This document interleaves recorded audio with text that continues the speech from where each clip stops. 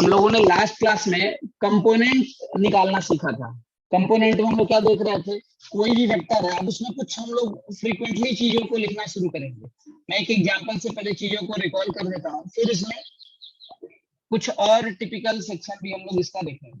जैसे मान लीजिए ये हमारा कोऑर्डिनेट सिस्टम है, एक कोई वेक्टर, ये कोई वेक्टर हमारे पास है ए बी सी, जो भी नाम देना, वेक्टर पी, और ये वाला एंगल थीटा था। तो वेक्टर का कंपोनेंट कैसे लिख रहे थे, वेक्टर का कंपोनेंट हमने लिख रहे थे, यहाँ से इधर परपेंडिकुलर ड्रॉ कीजिए, एक्स एक्सिस के तरफ और इधर परपेंडिकुलर ड्रॉ कीजिए। इधर वाला जो कंपोनेंट, इधर देखिए हमें ऐसे याद रखना है, जिसके साथ ये एंगल दिया हुआ है उधर जो इसका प्रोजेक्शन आएगा, प्रोजेक्शन वर्ड क्यों यूज करते हैं बोलने में भी बता दे रहा।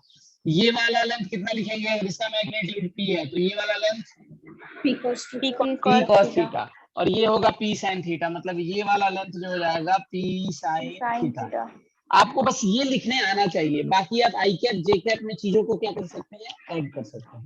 अब हमें कुछ ना अलग तरीके से सुनो, कभी कभी आपको इस तरह से चीजें मिलेंगी, हमेशा एंगल एक्स डायरेक्शन के साथ नहीं दिया जाएगा, समझ में आ रहा है क्या, हमेशा आपको एंगल एक्स डायरेक्शन के साथ नहीं होगा।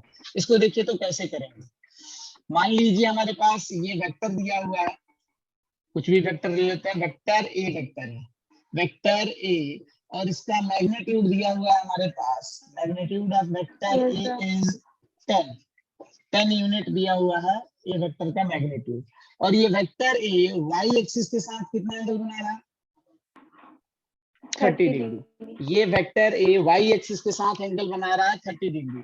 अब इस वेक्टर को हमें क्या करना है, आई कैप जे कैप के फॉर्म में लिखना है, किस फॉर्म में, आई कैप एंड जे कैप के फॉर्म में। तो आप क्लियरली देखिए, इसका इधर वाला कंपोनेंट यहाँ से इधर परपेंडिकुलर ड्रॉ कीजिए, इधर परपेंडिकुलर ड्रॉ कीजिए, तो क्या ए वेक्टर को हम लोग ये वेक्टर प्लस ये वेक्टर, इन दोनों वेक्टर का सम लिख सकते हैं। Yes sir. तो इसका इधर जो कंपोनेंट आएगा, ये वाला जो लेंथ आएगा, ये लेंथ कितना आएगा, a cos थीटा 30, समझ में आ रहा है ना। हमेशा ये नहीं रखना है हमें कि एक्स एक्सिस की तरफ वाला कॉस होगा, वेक्टर का जिस डायरेक्शन के साथ एंगल हमें पता होगा उस डायरेक्शन में उसका कंपोनेंट क्या होगा, cos थीटा वाला, और उसके परपेंडिकुलर डायरेक्शन में कौन सा होगा, sin थीटा। समझ में आ रही है सबको, आप कैलकुलेट करके भी निकालते तो भी यही आता। आप देखिए sin 30 लिखते तो sin 30 की वैल्यू क्या आती, ये वाला लेंथ अपॉन ए, ये लेंथ अपॉन ए, तो ये लेंथ कितनी आ जाती, a sin theta, a sin 30, समझ में आ रहा है। और इस लेंथ को लिखते तो क्या होता है, cos 30, ये लेंथ अपॉन हाइपोटेन्यूज, तो ये लेंथ कितना हो जाएगा, a cos 30। सबको समझ में आ रहा है। Yes sir. तो यहाँ पर अगर हम लोग वेक्टर ए को लिखें, यहाँ पर वेक्टर ए को, तो क्या लिख सकते हैं, ए वेक्टर का मैग्नीट्यूड 10 है, तो आई कैप में एक्स वाले कंपोनेंट की तरफ उसका मैग्नीट्यूड कितना है, 10 sin 30, ये तो मैग्नीट्यूड हो गया, और इस वेक्टर को क्या लिखेंगे, 10 sin 30 आई कैप, समझ में आ रहा है। Yes sir. और इस वाले वेक्टर को क्या लिखेंगे, इन दोनों वेक्टर का ये सम है, तो इनके कंपोनेंट्स क्या लेंगे, ये a cos 30 degree J cap, ये हमारा वेक्टर ए हो गया। sin 30 की वैल्यू कितनी हो जाती है, 1/2, 1/2, तो ये 1/2, ये आई कैप प्लस √3/2, का मैग्नीट्यूड कितना है, 10, मैग्नीट्यूड ही लिखना है 10, और ये हो गया √3/2 जे कैप, तो आपका वेक्टर ए आ गया। 5 आई कैप प्लस ये 5 टाइम्स जाएगा 5√3 जे कैप। किसी को इसमें कोई डाउट? No sir. तो हमारे पास वेक्टर अगर दिया हुआ है तो वेक्टर को कंपोनेंट्स में लिख सकते हैं हम लोग हमेशा। Yes sir. तो ये आना चाहिए हम लोग को, फिजिक्स के लिए काफी जरूरी होता है। अब हम लोग कुछ ऐसे एग्जांपल देखते हैं जो बार बार हम लोग फिजिक्स में यूज करेंगे, बार बार फिजिक्स में हम लोग यूज करेंगे, मोशन चैप्टर में, फोर्स चैप्टर में, कंपोनेंट लिखते समय। जैसे मान लीजिए ये कोई एक इंक्लाइन प्लेन है, ऐसे कोई सड़क है, ऐसे समझिए एक इंक्लाइन प्लेन है जो कि हॉरिजॉन्टल के साथ कितना एंगल बना रही है, हॉरिजॉन्टल के साथ एंगल बना रही है कितना, थीटा, थीटा, हॉरिजॉन्टल के साथ थीटा। अच्छा, acceleration due to gravity नाम सुने हैं सब लोग? Yes sir. Acceleration due to gravity किधर होता है हमेशा, downward acceleration due to gravity, मतलब अर्थ हर बॉडी को अपनी तरफ खींचती है, उसकी वजह से बॉडी के पास जो एक्सेलरेशन होता है उसको क्या बोलते हैं हम लोग? Acceleration due Acceleration to due to gravity. gravity. उसको किससे डिनोट करते हैं? जी जी से। से। ऑल दो एक रिलेशन है लेकिन लिखते किस तरह से है? जी से। 9th क्लास जी में से। आपको ग्रेविटेशन टॉपिक में पढ़ाया गया था। खैर, अच्छा इसका डायरेक्शन किधर होता है? तो जो एक्सेलरेशन ड्यू टू ग्रेविटी होता है उसको जी से डिनोट करते हैं और डायरेक्शन उसका नीचे डाउनवर्ड होगा हमेशा। डाउनवर्ड। तो अगर हम लोग को मान लीजिए यहाँ पर कोई बॉडी है, ये कोई बॉडी है, अब हमें अलग अलग तरह की चीजें मिल सकती, तो ये बॉडी है, बॉडी का मास कितना है? m है। एम। तो ये बॉडी चलेगी कैसे? इंक्लाइन प्लेन के अलोंग की इंक्लाइन प्लेन से परपेंडिकुलर, ऐसे ऐसे मूव नहीं करेगी ना। परपेंडिकुलर। ये बॉडी इंक्लाइन प्लेन के अलोंग ही मूव कर सकती है, इंक्लाइन प्लेन के परपेंडिकुलरली मूव नहीं करेगी ना। इंक्लाइन प्लेन के परपेंडिकुलरली मूव नहीं करेगी। तो जब हम लोग फिजिक्स पढ़ेंगे ना तो हम लोग जब भी टॉपिक काइनेमेटिक्स वाला स्टार्ट होगा तो हम लोग देखेंगे हमेशा हम लोग बॉडी की जो वेलोसिटी होगी और एक्सेलरेशन उसके कंपोनेंट हम लोग तोड़ेंगे, जिधर बॉडी जा रही होगी उस तरफ और उसके परपेंडिकुलर डायरेक्शन। तो क्लियरली यहाँ से देखिए बॉडी का, अगर मैं लगने वाला यहाँ ग्रेविटी का फोर्स लिखूं तो ग्रेविटी का फोर्स कितना होता है? Force of gravity, force of gravity, ये इसको वेट भी बोलते हैं। कितना हो जाता है? फोर्स होता है मास इनटू एक्सेलरेशन। तो अगर बॉडी का मास m होगा और एक्सेलरेशन g, तो ये भी टर्म में भी सब लोग पढ़े ही हैं। हम लोग को बस उस एग्जांपल से मतलब है जो हमें समझाना है। ये आता है सबको? Yes Yes, sir. sir. ठीक है। तो अगर ये बॉडी है, बॉडी का मास m है, तो इस पे ग्रेविटी का फोर्स किधर लगेगा? M g. mg नीचे, डाउन। mg का फोर्स किधर लगेगा? नीचे लगेगा। तो अच्छा, हमें ये जो बॉडी, ये जो फोर्स लग रहा है, इस पूरे फोर्स की वजह से बॉडी मूव नहीं करेगी। इस फोर्स का अगर हम लोग कंपोनेंट तोड़ना चाहे, ध्यान से देखिएगा, कंपोनेंट तोड़ना चाहे इधर और इस तरफ, ऐसा क्यों तोड़ेंगे? जब हम लोग फिजिक्स पढ़ेंगे तो ये पता चलेगा। क्योंकि फोर्स का जो ये जो mg फोर्स है, फोर्स वेक्टर क्वांटिटी है, इसके दो कंपोनेंट तोड़ सकते हैं हम लोग। तो आप क्लियरली देखिए, अगर ये वाला एंगल, ये थीटा है, इसको नीचे की तरफ बढ़ा दे तो ये एंगल कितना? 90 डिग्री। 90 डिग्री। तो ये वाला एंगल कितना हो जाएगा? 90 minus 90 डिग्री माइनस थीटा। अच्छा, थीटा। ये वाला डायरेक्शन इंक्लाइन प्लेन के परपेंडिकुलर है, तो ये वाला एंगल कितना होगा? थीटा। थीटा। थीटा। ये टोटल 90 है, ये 90 माइनस थीटा, तो ये थीटा। अब देखिए कंपोनेंट तोड़ना है। अगर mg का कंपोनेंट हमें इधर तोड़ना है तो mg का इधर कंपोनेंट क्या लिखेंगे? M g mg cos theta. समझ में आ रहा है ये सबको? Yes sir. वेक्टर का जिस लाइन के तरफ, जिस तरफ एंगल है उधर कंपोनेंट लिखना होगा तो cos वाला, और उसके परपेंडिकुलर में sin वाला। साइन। ये समझ में आ रहा है सबको? yes sir. Yes sir. हाँ, तो इस तरह का हम लोग, जब हम लोग फोर्स पढ़ेंगे, फोर्स वाले टॉपिक, और जब हम लोग एक्सेलरेशन पढ़ रहे होंगे तो आप देखोगे हम लोग बार बार वेलोसिटी और एक्सेलरेशन के कंपोनेंट को क्या करेंगे? अलग अलग डायरेक्शन में तोड़ेंगे। तोड़ने का तरीका डिपेंड करेगा कि बॉडी कैसे मूव कर रही है। जिधर बॉडी जा रही होगी ना, हम लोग उन वेक्टर्स के सारे कंपोनेंट उसी डायरेक्शन में तोड़ेंगे और उसके परपेंडिकुलर डायरेक्शन में। तो इसीलिए हम लोग ये कंपोनेंट्स अभी से पढ़ना हम लोग शुरू करते हैं। समझ में आ रहा है? और जहां जहां इसकी जरूरत पड़ती है हम लोग उसको यूज करते हैं। अब मान लीजिए दो वेक्टर हमें जोड़ना है, ये तो काफी फ्रीक्वेंटली काम होगा जोड़ने वाला काम। हम लोग एक टॉपिक पढ़ चुके थे, अगर किसी स्केलर किसी वेक्टर को स्केलर से मल्टीप्लाई किया जाए तो उसका मैग्नीट्यूड क्या हो जा रहा था? जितना टाइम्स मल्टीप्लाई करेंगे उतना टाइम्स हो जाएगा। पढ़ाया गया था ये।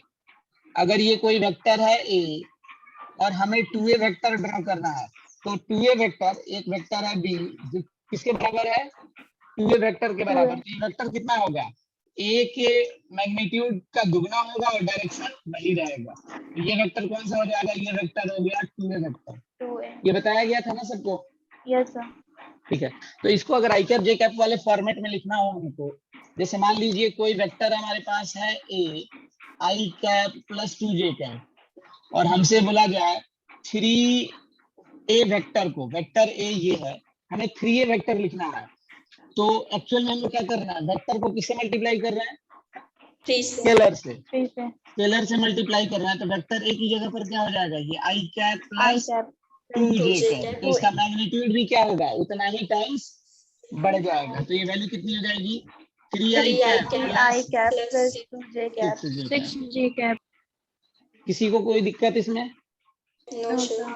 ठीक है, तो हमें बहुत बार इस तरह के क्वेश्चन होंगे। लेट्स से हमारे पास वेक्टर p दिया हुआ है माइनस आई कैप प्लस जे कैप और वेक्टर q दिया हुआ है 3i cap plus 5j cap और हमसे बोला जा रहा है बताने के लिए आई कैप जे कैप के फॉर्म में आप लिखिए 2p vector plus 3q vector, ये कितना होगा? लिख सकते हैं क्या डायरेक्टली हम लोग? हमें ये p वेक्टर दिया हुआ है, q वेक्टर दिया गया है और हमें क्या करना है, हमें बताना है 2p vector plus 3q vector इसकी वैल्यू क्या होगी। तो क्लियरली देख लीजिए 2p वेक्टर को क्या लिख सकते हैं, इसका 2 टाइम्स कर दीजिए 2 p की जगह पर माइनस आई कैप प्लस जे कैप, समझ में आ रहा है? और ये प्लस 3q की बात करेंगे, 3q वेक्टर क्या है 3i cap plus 5j cap, कितनी वैल्यू हो जाएगी? ये minus 2i cap plus 2j cap, ये वाला term 9i cap plus 15j cap. Clearly आप देखिए कौन कौन से मल्टीप्लाई हो जाएंगे? आई कैप वाले क्या डायरेक्टली ऐड सब्ट्रैक्ट होते हैं? Yes sir. 7i cap इनको plus एक साथ 7j कर cap. लीजिए तो कितना हो जाएगा minus 2i 7i cap cap. Plus 9i cap, ये हो जाएगा 7i cap. 7i कैप और 2j cap plus 15j cap कितना हो जाएगा 17j cap. 2 और ये 15 तो हो जाएगा 17j कैप। तो ये हमारा कौन सा वेक्टर आ गया, ये वेक्टर आ गया 2p vector plus 2p plus 3q vector, हमारे पास आ गया कितना 7i cap plus 17j cap. इसमें किसी को कोई डाउट? No sir. अमितांशु, मुस्कान, निखिल, कोई डाउट है इसमें? No, sir. चलिए आगे बढ़े। इसमें तो मुझे नहीं लगता है कि कुछ क्वेश्चन करवाने की जरूरत पड़ेगी, ये डायरेक्टली बन जाएगा ना सबसे। Yes, sir. Yes sir. Yes, ठीक है, चलिए अब हम लोग किसी वेक्टर का ना यूनिट वेक्टर निकालना सीखते हैं आई कैप जे कैप के फॉर्मेट में। बहुत बार हमसे क्वेश्चन ऐसे पूछा जाएगा, जैसे मान लीजिए ए कोई वेक्टर है, ए वेक्टर है हमारे पास 3i cap plus 4j cap, ये वेक्टर है हमारे पास। तो हमें बताना हो कि यूनिट वेक्टर बताइए ए का क्या होगा। फाइंड, इस तरह के क्वेश्चन मिलेंगे हम लोग को। Find unit vector, find unit vector कौन सा, ए कैप।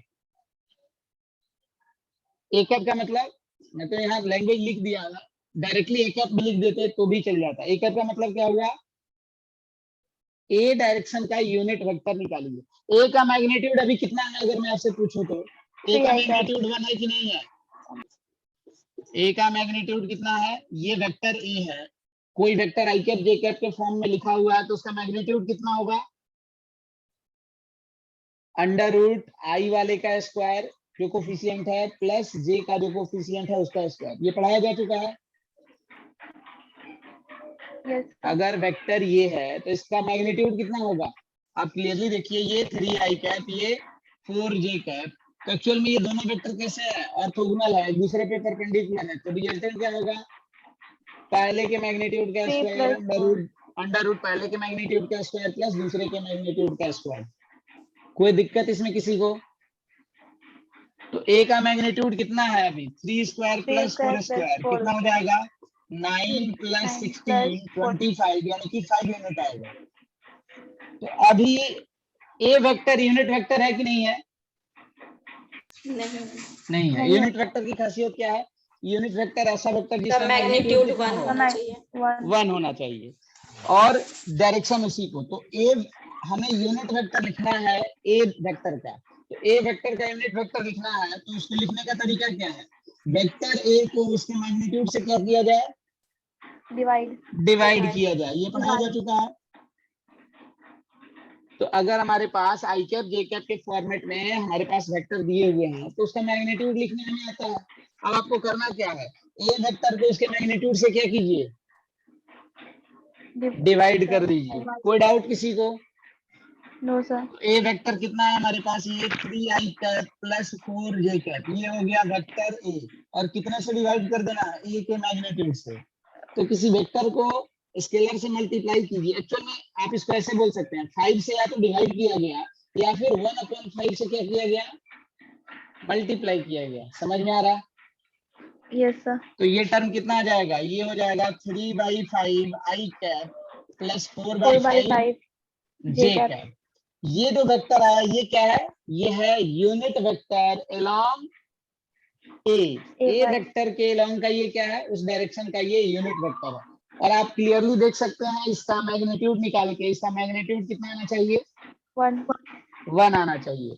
तो ये जो अलग वेक्टर आया, इसका अगर आपको मैग्नीट्यूड देखना है तो क्या होगा, 3/5 का स्क्वायर प्लस 4/5 का स्क्वायर कीजिए, और 4/5 इसका का क्या स्क्वायर। लीजिए, रूट लीजिए। वैल्यू कितनी आएगी, 1 आएगी। 3/5 का स्क्वायर प्लस 4/5 4/5 का का स्क्वायर, इसका क्या लीजिए, रूट। Under root. समझ में आ रहा है सबको? Yes sir. तो ये वैल्यू कितनी हो जाएगी, ये वैल्यू हो जाएगी 9/25 9/25 प्लस 16/25। 16/25। तो 25 डिवाइडेड बाई 25 यानी कि 1। तो 1। ये जो वेक्टर है इसका मैग्नीट्यूड 1 आएगा। समझ में आ रहा है? और वो क्लियरली दिख रहा है, हम लोग ए वेक्टर को उसके मैग्नीट्यूड से क्या किए हैं, डिवाइड किए हैं। तो डिवाइड कोई वेक्टर अगर आई कैप जे कैप के फॉर्म में दिया हुआ है तो क्या हम लोग उसका यूनिट वेक्टर निकाल सकते हैं उस डायरेक्शन का? Yes sir. इस तरह के क्वेश्चन बन जाएंगे। Yes sir. अगर वेक्टर दिया हो तो वेक्टर का क्या निकालना, यूनिट वेक्टर निकालना। Unit vector. चलिए, तो यूनिट वेक्टर इस तरह से रिलेटेड एक क्वेश्चन और करते हैं, फिर इसके कॉम्बिनेशन के क्वेश्चन हम लोग कर लेंगे। अभी हमारे पास दिया हुआ है एक यूनिट वेक्टर है,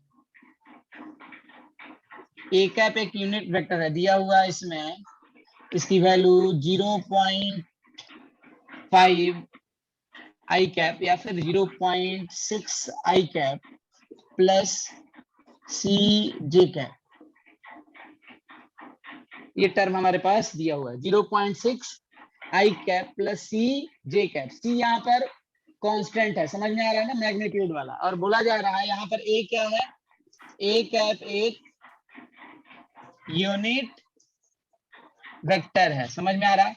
देन फाइंड वैल्यू ऑफ सी। सी जो यहाँ कांस्टेंट है, कांस्टेंट के कर देते हैं। देन फाइंड वैल्यू ऑफ के। कैलकुलेट हो जाएगा क्या, ये एक यूनिट वेक्टर है तो इसका मैग्नीट्यूड कितना होना चाहिए, 1 होना चाहिए। ए कैप का मैग्नीट्यूड 1 होना चाहिए। ए कैप का मैग्नीट्यूड निकालें, कितना आएगा, आई कैप जे कैप के फॉर्म में ये दिया हुआ है, कितना होगा, 0.6 का स्क्वायर प्लस ए का स्क्वायर, इसका अंडर रूट। सबको समझ में आ रहा है? ये यस सर। Yes sir. ज्यादा लोग रिस्पॉन्ड नहीं कर पा रहे हैं। ये इसका स्क्वायर, आई वाले का स्क्वायर प्लस जे का जो कोफिशिएंट है उसका स्क्वायर। क्योंकि ए यूनिट वेक्टर है तो इसका मैग्नीट्यूड कितना होना चाहिए, 1 होना चाहिए। सॉल्व कर देंगे तो किसकी वैल्यू आ जाएगी, ए का। के की वैल्यू आ के का। जाएगी। समझ में आ रहा है? तो इस तरह के बहुत सारे क्वेश्चन आपको रहेंगे इस फॉर्मेट में। दोनों तरफ स्क्वायर कर दीजिए तो रूट हट जाएगा, तो 1 का स्क्वायर तो 1 ही रहेगा। ये हो गया 0.6 का स्क्वायर प्लस के स्क्वायर इक्वल टू 1। तो के स्क्वायर की वैल्यू कितनी हो जाएगी, 1 माइनस 0.6 का स्क्वायर। 1 माइनस 0.6 का स्क्वायर 0.36, और 1 में से इसको सब्ट्रैक्ट करेंगे तो कितना हो जाएगा, 0.64। तो के की वैल्यू कितनी हो जाएगी, के इज अंडर रूट 0.64, तो कितनी वैल्यू हो जाएगी, 0.8। 0.8। सुशांत, सोनू, शालिनी, समझ में आ रहा है? तो ये अभी ये आपको हो सकता है ये डायरेक्ट क्वेश्चन नहीं रहेंगे, हर क्वेश्चन के ये क्या होगा, छोटा छोटा छोटा हिस्सा रहेगा। उनको कंबाइन कर करके फिर हमारे लिए क्या होगा, एक बड़ा क्वेश्चन बन जाएगा।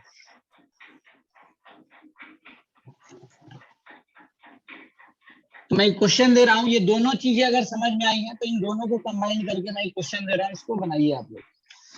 हमारे पास एक वेक्टर ए दिया हुआ है 2i cap plus 3j cap, एक वेक्टर बी दिया हुआ है, इसको ले लेते हैं हमारे पास 4i cap plus 5j cap, और हमें बताना है find unit vector along a plus b vector. Question सबको समझ में आ रहा है? Find unit vector along a plus b vector. Procedure क्या होना चाहिए हम लोग को निकालने का? स्क्वायर करना होगा। नहीं, किस वेक्टर का यूनिट वेक्टर पूछा जा रहा है? किस वेक्टर का यूनिट वेक्टर पूछा जा रहा है? ए ए का, बी का, या ए प्लस बी का? ए प्लस बी का। ए प्लस बी का। तो सबसे पहले हमें कौन सा वेक्टर चाहिए? ऐड करेंगे हमें सबसे पहले ए प्लस बी वेक्टर चाहिए। हमें पता है कि अगर कोई वेक्टर ए है या फिर कोई वेक्टर पी है, इसका यूनिट वेक्टर निकालना है।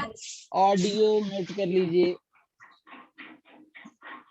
ए प्लस बी वेक्टर अगर हमारे पास कोई वेक्टर हमारे पास पी दिया हुआ है और इसका क्या निकालना है? Unit vector. तो इस वेक्टर को क्या करते हैं? इसके मैग्नीट्यूड से डिवाइड कर दें तो क्या मिल जाता है? यूनिट वेक्टर मिल जाता है। और हमें यहाँ पर पूछा गया है ए प्लस बी वेक्टर का यूनिट वेक्टर बताइए। तो सबसे पहले हमें क्या पता होना चाहिए?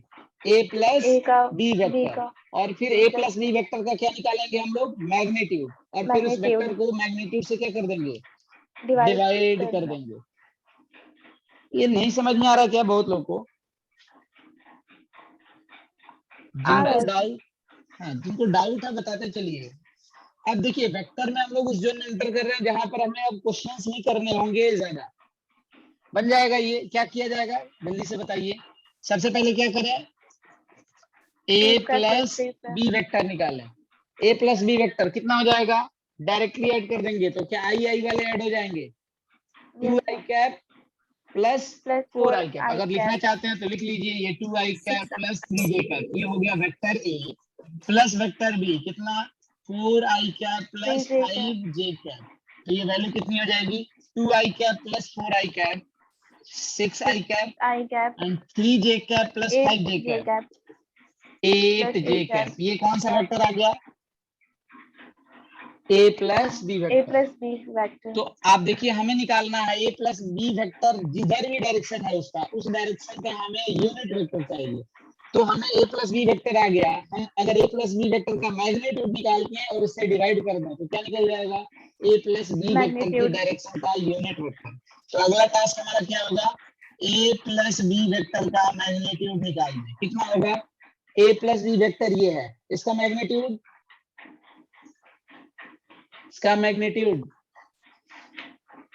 कितना होगा? Under root j i plus तन्वी क्या हो जाएगा इसका?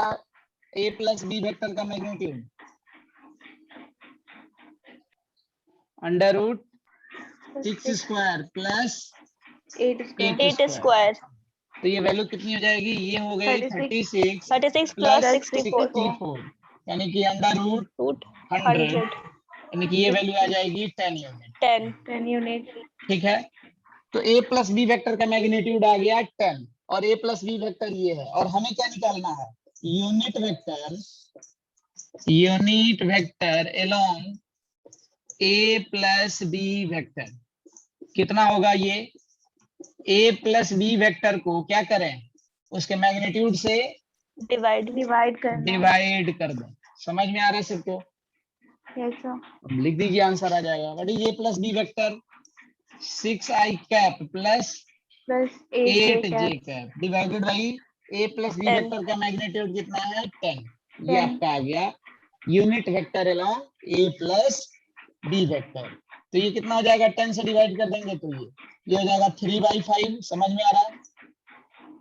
i cap. और ये हो जाएगा 4/5j कैप। किसी को कोई डाउट? No sir. हम लोग इस तरह से बहुत सारे क्वेश्चन हो सकते हैं, ए बी सी डी बहुत सारे हो सकते हैं हमारे पास वेक्टर, और उनकी डायरेक्शन का यूनिट वेक्टर हमसे पूछा जा सकता है। इसके क्वेश्चन और करवाने हैं अगर हमारे पास वेक्टर दिया हो, उनके कॉम्बिनेशन का यूनिट वेक्टर निकालना हो, बन जाएगा कि क्वेश्चन और करवा दिया जाए इसको? यस सर, बन जाएगा।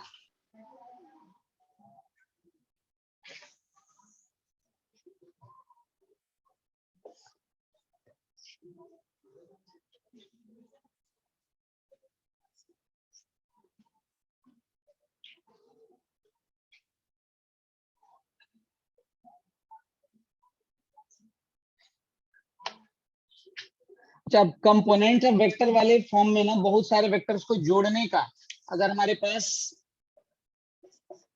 कभी कभी ये फॉर्मेट दिया होगा, देखिए किस तरह से करेंगे।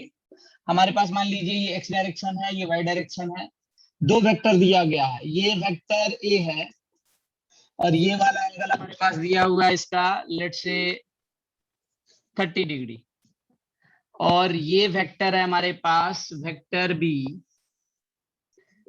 और ये एंगल दिया हुआ है 60 डिग्री। ठीक, हमें क्या करना है, हमें ए वेक्टर और बी वेक्टर का सम बताना है क्या होगा, और दिया हुआ है ए वेक्टर का मैग्नीट्यूड लेट्स से हमारे पास है 4 यूनिट, और जो बी वेक्टर है, बी वेक्टर का जो हमारे पास मैग्नीट्यूड है वो 6 यूनिट है। तो हमें बताना है ए प्लस बी वेक्टर क्या होगा। दो चीजें, ए प्लस बी वेक्टर क्या होगा और ए प्लस बी वेक्टर का हमें मैग्नीट्यूड भी पूछा जा सकता है। तो ऑल दो यहाँ तो क्लियर एंगल दिख रहा है, तो हम लोग आसानी से निकाल सकते हैं। एंगल कितना दिख रहा है? 90 डिग्री। दो वेक्टर हैं, दोनों ए और बी के बीच का एंगल 90, तो आप डायरेक्टली भी निकाल सकते हैं यहाँ पर।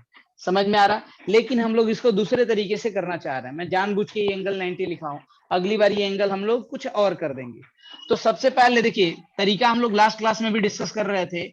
हम लोगों को आई कैप जे कैप के फॉर्म में अगर वेक्टर्स होते हैं तो हमारे लिए जोड़ना घटाना क्या होता है, काफी इजी हो जाता है। तो वेक्टर ए को क्या कीजिए, आई कैप जे कैप के फॉर्म में लिखिए, और वेक्टर बी को भी क्या कीजिए, आई कैप जे कैप के फॉर्म में लिखिए, और दोनों को ऐड कर दीजिए। ए को आई कैप जे कैप के फॉर्म में लिखिए, कितना होगा? वेक्टर ए, सुशांत क्या होगा? जहां पर सेशन एंड होगा ना वहां सब लोग रिज्वाइन कर लीजिएगा। सुशांत, वेक्टर ए को क्या लिखें? ए का मैग्नीट्यूड 4 है, एक्स डायरेक्शन की तरफ कितना, इधर कंपोनेंट, इसको यही किया जाएगा ना। बार बार हम लोग को इसकी आदत डालनी है, हमेशा ये प्रोजेक्शन करके ना लिखें, डायरेक्टली ही लिख पाए। तो ये वाला वेक्टर प्लस ये वाला वेक्टर, ये वेक्टर कितना, 4 cos 30 आई कैप। समझ में आ रहा है क्या? और ये वाला वेक्टर कितना लिखेंगे, ए वेक्टर को लिख सकते हैं ना, ये वेक्टर प्लस ये वेक्टर, ये वेक्टर कितना लिखा जाएगा, प्लस 4 sin 30 जे कैप। ये आपको आ गया वेक्टर ए आई कैप और जे कैप के फॉर्म में। तो ये कितना हो जाएगा, cos 30 √3/2, तो 4 इंटू √3/2 आई कैप प्लस 4 इंटू साइन 30 की वैल्यू कितनी, 1/2 जे कैप। तो ये हो जाएगा 2√3 i cap plus 2 J cap. ये आपको आ गया कौन सा, ये आ गया आपको वेक्टर ए। सिमिलरली आप क्या निकाल दीजिए, vector b i cap j cap के फॉर्म में कितना होगा, ये वेक्टर बी है, वेक्टर बी का मैग्नीट्यूड दिया हुआ है 6, ये इसके साथ एंगल 60 बना रहा है, तो इसका एक कंपोनेंट देखिए, एक्स वाले की तरफ इसका कंपोनेंट ये होगा और इसकी तरफ कंपोनेंट ये होगा। समझ में आ रहा? ये वेक्टर प्लस ये वेक्टर, इन दोनों वेक्टर को जोड़ दें तो हमारे पास ये वाला वेक्टर आ जाएगा। तो कितना लिखेंगे वेक्टर बी को, वेक्टर बी को लिखेंगे, वेक्टर बी का मैग्नीट्यूड है 6, तो ये वाली लेंथ कितनी होगी, 6 cos 60, डायरेक्शन किधर है, आई कैप। अच्छा, इस वेक्टर की बात कर रहे हैं तो ये निगेटिव वाई डायरेक्शन में कितनी वैल्यू, प्लस 6 sin 60 माइनस जे कैप। कोई डाउट किसी को? तो आपको यहां से आ गया B vector i cap j cap के फॉर्म में। cos 60 1/2 होता है, तो ये वैल्यू कितनी हो जाएगी, 6 इंटू 1/2 आई कैप, और ये हो जाएगा plus minus minus 6 into sine 60 √3/2 जे कैप। तो आपको क्लियरली ये वैल्यू हो गई 3 i cap minus 3 √3 J cap. और हमें क्या कैलकुलेट करना था, हमें कैलकुलेट करना था a प्लस बी वेक्टर क्या होगा, क्या हो जाएगा a plus b vector, i cap वाले क्या ऐड हो जाएंगे, यस सर। तो 2√3 i cap plus 3 i cap, तो इसको क्या लिख देंगे 2√3 plus 3 3 i i cap, cap और ये प्लस आपस में जुड़ जाएंगे जे वाले, तो ये कितना हो जाएगा 2 minus 2 minus 3√3 j cap. J ये कैप हमारे पास आ गया a plus b a vector. Plus b और इसका अगर मैग्नीट्यूड पूछा जाता तो क्या कर देंगे, आई का स्क्वायर, आई का जो कोफिशिएंट है इसका स्क्वायर प्लस इसका स्क्वायर। इसका। किसी को कोई डाउट इसमें? No sir. No sir. हाँ, तो इस तरह से क्वेश्चंस बहुत बार रहेंगे हमारे पास। वेक्टर्स को जब आपको ज्योग्राफिकली दिया रहे या फिर ग्राफिकली दिया हो और उनको जोड़ना हो तो आई कैप के फॉर्म में लिख के, आई कैप जे कैप के फॉर्म में लिख के उनको जोड़ना क्या होता है, काफी इजी हो जाता है। यहाँ तक किसी को कोई डाउट? No sir. हाँ, क्योंकि इसमें हम लोग कुछ और भी चीजें अब अगले स्टेप में पढ़ने वाले हैं, जो एडिशन वाला तरीका है इसमें कुछ और भी चीजें हम लोग पढ़ेंगे अब।